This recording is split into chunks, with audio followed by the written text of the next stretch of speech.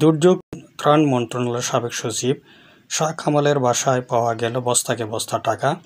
প্রিয় দর্শক, একজন সাবেক সচিবের বাসায় বস্তাকে বস্তা টাকা পাওয়া যাওয়ার অর্থ এই যে তিনি কী পরিমাণ দুর্নীতি করেছেন, দুর্নীতির আখড়া গড়েছেন, ক্ষমতাকে অপব্যবহার করে দুর্নীতির টাকা গুছিয়ে তিনি ব্যাংকে ভরিয়েছেন এবং বাসায় তার বস্তাকে বস্তা টাকা পাওয়া গেল চাকরি হারানোর পরই।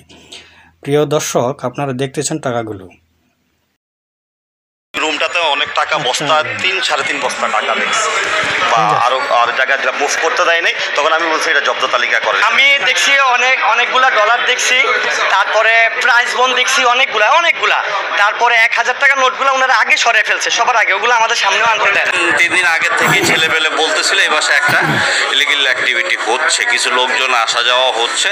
তখন সন্দেহজনকভাবে আমাদের বড় ভাই মনোয়ার হাসান জীবন ভাই উনি এখানে আগে থেকে লোক সেট করে রাখে যে তোমরা কোনো কিছু দেখলে আমাদের খবর